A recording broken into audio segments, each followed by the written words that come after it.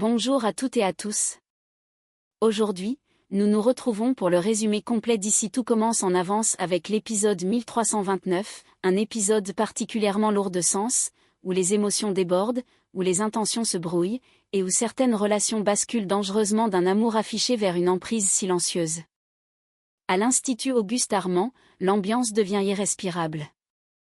Derrière les sourires de façade et les mots rassurants, la tension monte, insidieuse, presque invisible mais terriblement efficace. Colline se retrouve au cœur d'une tourmente affective qui la coupe peu à peu de ceux qui tentent encore de la protéger.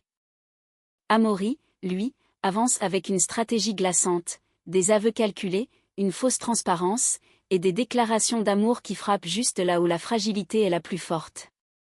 Face à cette mécanique implacable, Gaspard et Bérénice s'épuisent à tirer la sonnette d'alarme. Mais comment convaincre quelqu'un qui confond sincérité et manipulation, quand chaque mise en garde est perçue comme une attaque? Pendant ce temps, d'autres failles se creusent à l'Institut. Ninon, encore marqué par les blessures du passé, hésite entre la peur et l'espoir face aux efforts sincères de Pénélope. Bianca, elle, laisse exploser une colère qu'elle ne parvient plus à canaliser, tiraillée entre humiliation, rage et besoin de prouver sa valeur. Et au milieu de ces tempêtes émotionnelles, un concours décisif vient bouleverser l'équilibre des brigades, une épreuve où la créativité et la rigueur deviennent des champs de bataille, où chaque geste peut révéler autant un talent qu'une fragilité profondément enfouie. Dans cet épisode 1329, les relations se fissurent, les masques tombent, et les choix prennent une dimension irréversible. Certains cherchent à réparer, d'autres à dominer, et quelques-uns tentent simplement de survivre à ce qui les dépasse.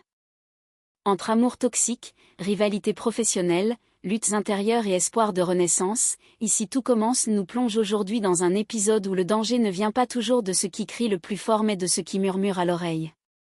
Installez-vous confortablement, parce qu'aujourd'hui, à l'Institut Auguste Armand, aimer peut enfermer, se taire peut détruire et ouvrir les yeux peut déjà être un combat. La discussion est tendue, presque fragile, lorsqu'Angèle prend son courage à deux mains pour parler à Colline. Elle choisit ses mots avec précaution, consciente de marcher sur un fil. Colline, je veux pas te juger. Mais je trouve qu'Amaury n'est pas toujours bienveillant avec toi. Elle la regarde droit dans les yeux. Promets-moi une chose, fais attention à toi. Tu comptes plus que n'importe quelle histoire. Colline acquiesce, sans réellement répondre. Elle entend les mots de sa mère mais ils glissent sur elle, comme étouffés par autre chose. C'est à ce moment-là qu'Amaury arrive. Il a le visage fermé, l'air grave, presque blessé. Il ne tourne pas autour du pot. Il faut que je te dise quelque chose. Colline se fige. Gaspard et Bérénice m'ont fait du chantage. Ils marquent une pause, laissant planer le poids de ses mots. Ils m'ont menacé à cause de mon book. Oui, il y a des images qui viennent de banques d'images. Colline ouvre de grands yeux. Amaury enchaîne, se présentant comme transparent, presque courageux. Je voulais pas te mentir. J'aurais pu me taire, mais j'ai préféré tout avouer. Parce que je t'aime. Ces mots frappent Colline en plein cœur. Elle vacille, troublée mais touchée. Tu m'as tout dit, murmure-t-elle. Pour elle, cette confession devient une preuve de sincérité. Une preuve d'amour. Personne n'est parfait. Et moi, je préfère quelqu'un qui reconnaît ses erreurs. Elle relève la tête, déterminée. Je suis prête à te pardonner. Amaury la serre contre lui, victorieux sans qu'elle ne le voie. Un peu plus tard, Gaspard la retrouve.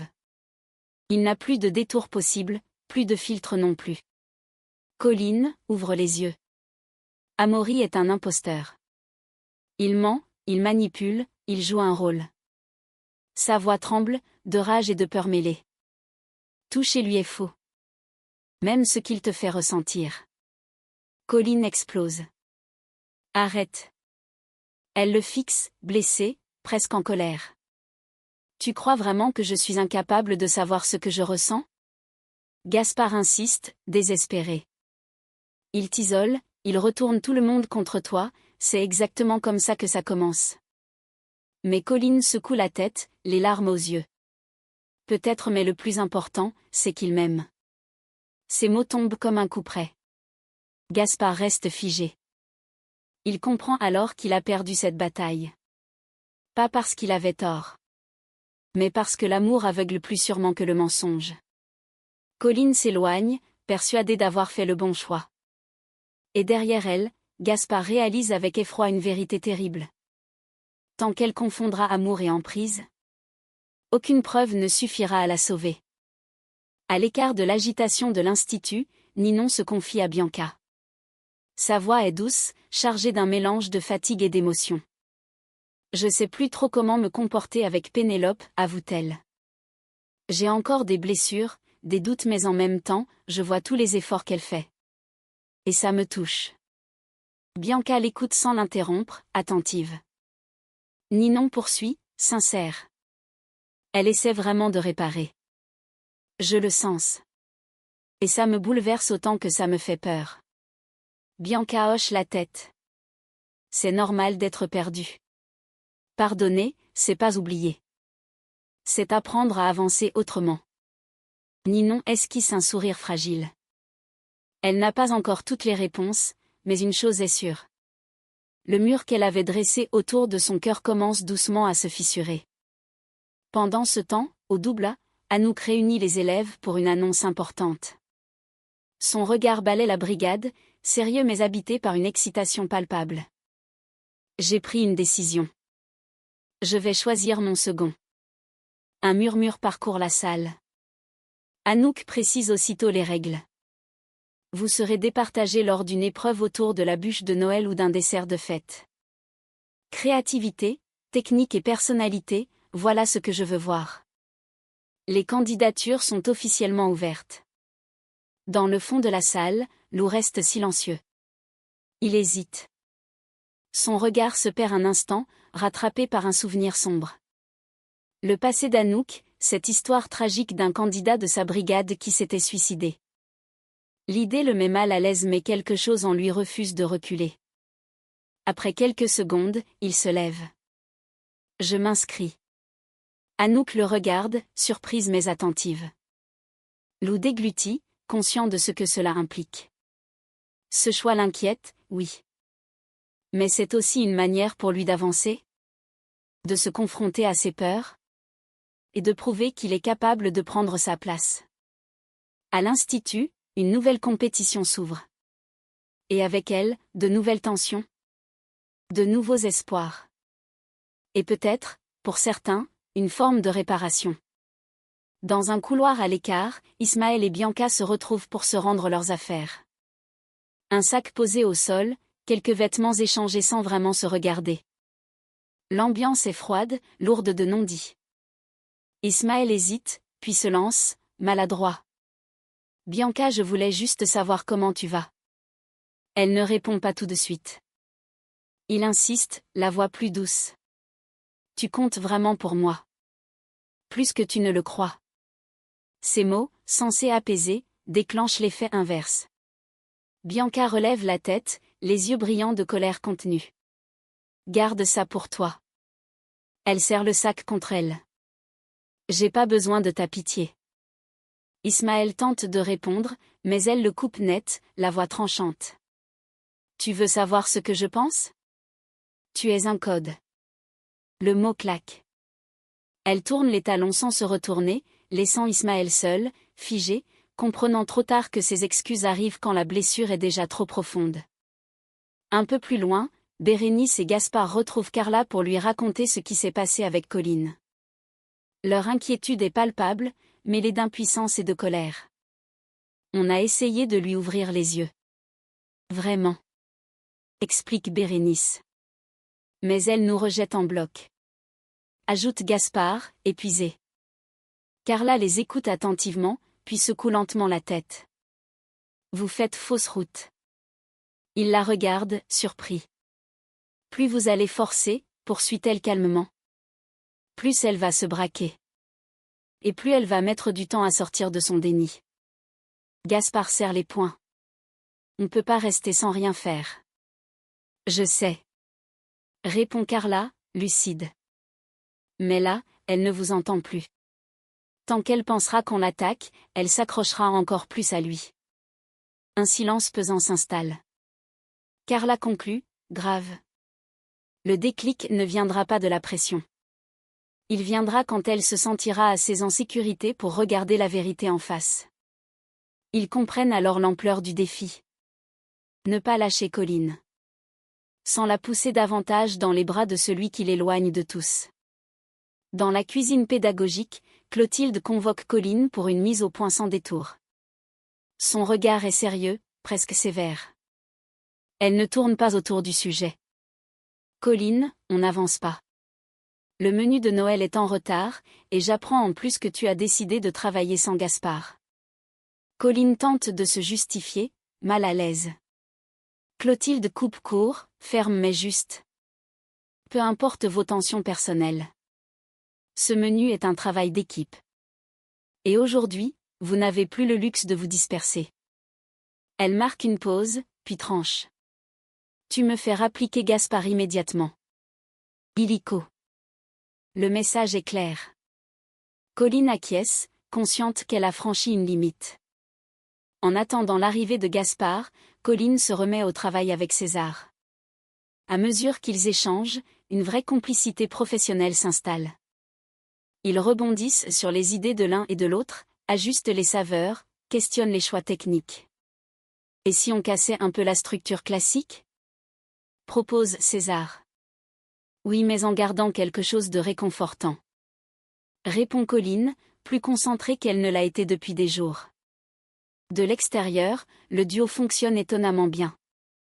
Lorsque Gaspard arrive enfin, il s'arrête quelques secondes, observant leurs échanges sans intervenir. Il voit l'énergie, les idées qui circulent, le temps qui presse. Après un instant, il s'approche et surprend tout le monde en disant calmement. César, reste. Colline relève la tête, étonnée. Gaspard poursuit, lucide. Vu le retard qu'on a pris, on a besoin d'un regard extérieur. Quelqu'un qui n'est pas pris dans nos tensions. César hésite, puis acquiesce. Si ça peut t'aider, je suis partant. Un nouvel équilibre se met en place. Pas parfait. Pas sans tension. Mais enfin orienté vers l'essentiel, rattraper le temps perdu et sauver le menu de Noël. À l'institut, les égos s'entrechoquent, les relations se fissurent. Mais quand l'exigence professionnelle reprend le dessus, les alliances les plus inattendues peuvent parfois devenir une force. La journée touche à sa fin, pour une fois, Gaspard s'autorise une parenthèse plus légère. Il a prévu de passer la soirée au marché de Noël avec Ninon. Un moment simple, loin des tensions, des conflits et des inquiétudes qui l'assaillent depuis des jours.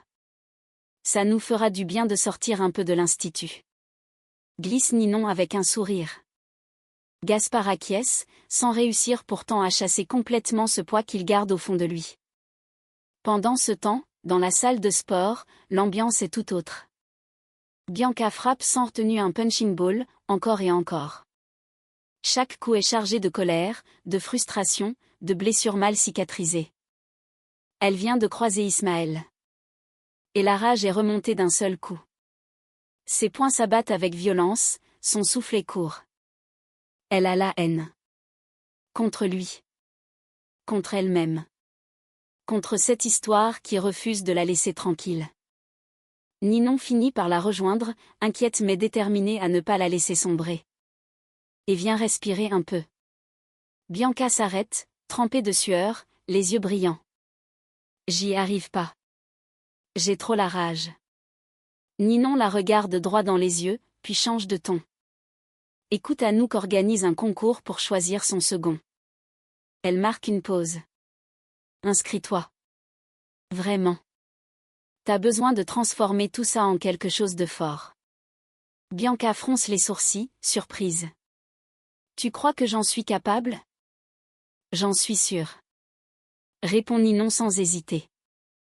T'as du talent. Et surtout, t'as quelque chose à dire. Bianca détourne le regard, encore secouée. Mais pour la première fois depuis longtemps, au milieu de cette colère brûlante, une idée commence à germer. Et peut-être que ce concours pourrait être autre chose qu'une épreuve. Une revanche. Une reconstruction. Le jour de l'épreuve arrive enfin. Dans la cuisine, la tension est palpable. Lou, Ferdinand et Bianca font partie des candidats retenus.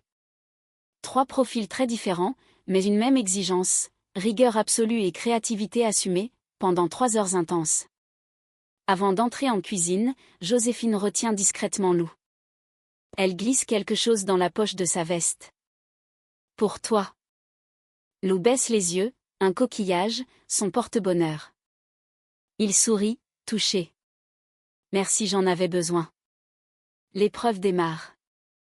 Les minutes défilent à toute vitesse. Bianca cuisine avec une détermination presque rageuse.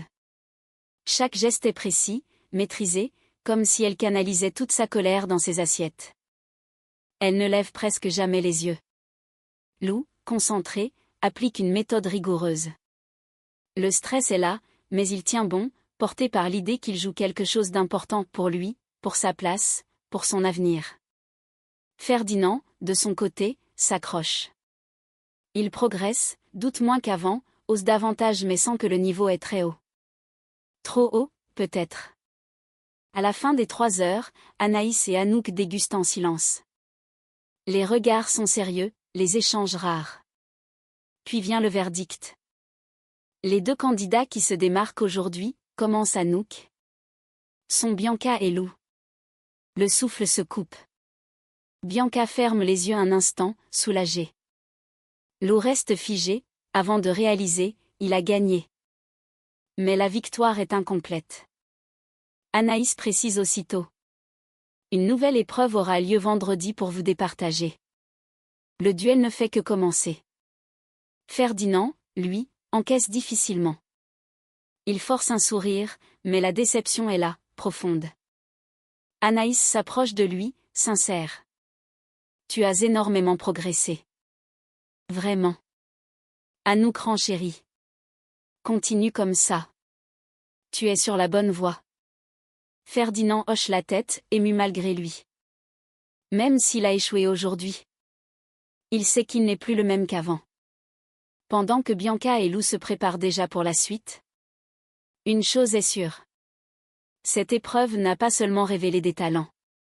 Elle a aussi mis à nu des fragilités, des espoirs. Et des ambitions prêtes à exploser. Vendredi, il n'y aura qu'un seul second. Et personne n'est prêt à lâcher. À court de solutions, Gaspard et Bérénice prennent une décision risquée, aller parler à César. Ils le retrouvent à l'écart, déterminé mais conscient qu'il marche sur une ligne dangereuse. Gaspard entre directement dans le vif du sujet. On a pensé à toi pour la brigade de Noël. Tu pourrais en faire partie. César relève la tête, surpris. Bérénice enchaîne, un peu mal à l'aise mais honnête sur leurs intentions. En échange, on pensait que si Colline voyait qu'elle peut plaire à quelqu'un d'autre, quelqu'un de sain, elle réaliserait que tout ne tourne pas autour d'Amaury. Le sous-entendu est clair. Trop clair. César se renfrogne immédiatement. Attendez, vous me demandez de la draguer pour la manipuler? Gaspard tente de justifier.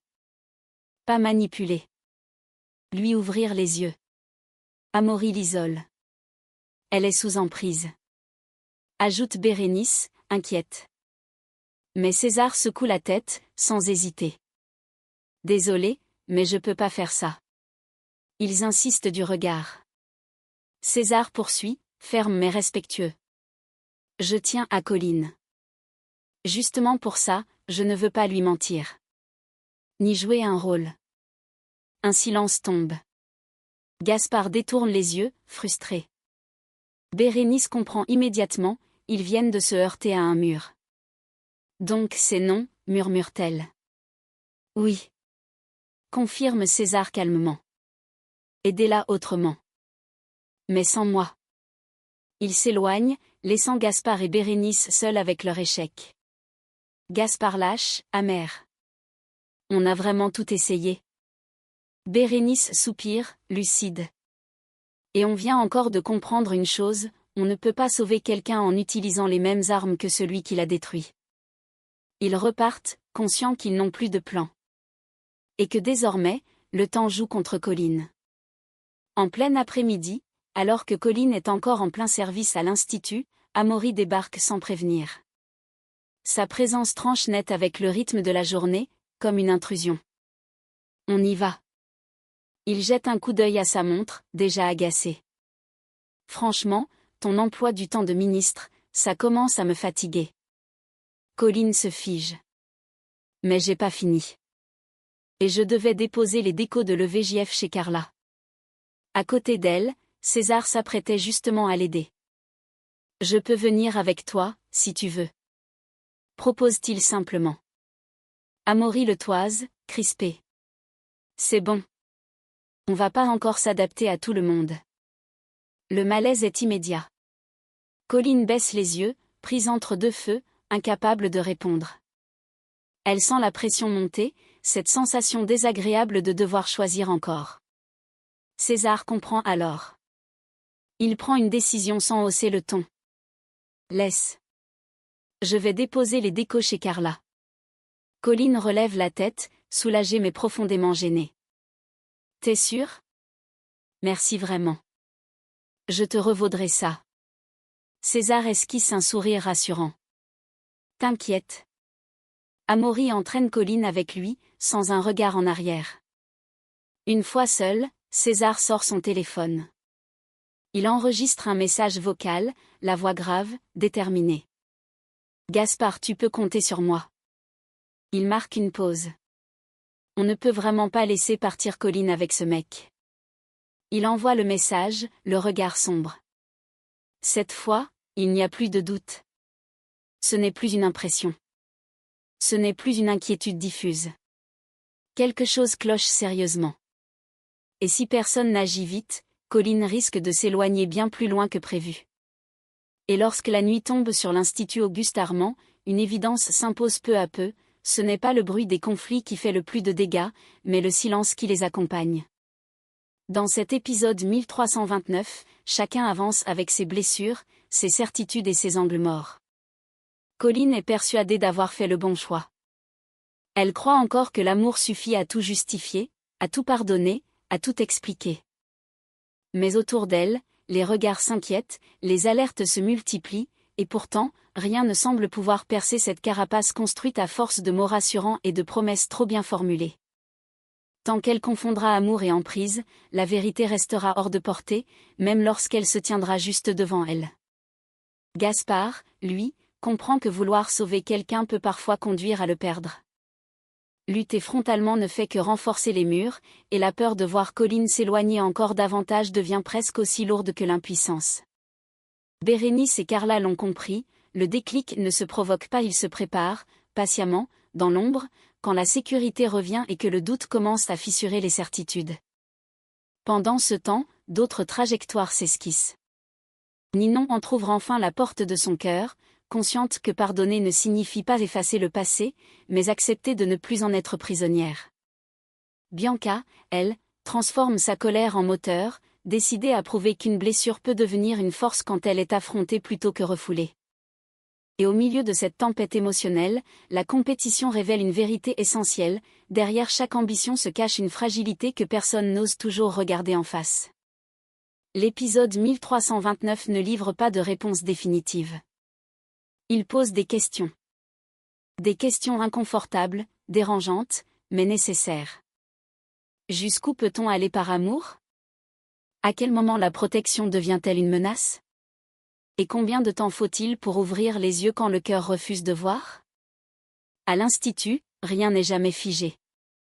Les lignes bougent, les rôles s'inversent, et ce qui semblait acquis peut s'effondrer en un instant. Une chose est sûre, les conséquences de cet épisode ne font que commencer, et certains personnages risquent de payer très cher leur silence ou leurs aveux. Merci d'avoir suivi ce résumé avec nous. Si cette analyse vous a touché, n'hésitez pas à vous abonner, à liker la vidéo et à partager vos impressions en commentaire. Et surtout, restez attentifs parce qu'ici tout commence, le plus dangereux n'est pas toujours ce qui explose au grand jour, mais ce qui s'installe lentement, à l'abri des regards.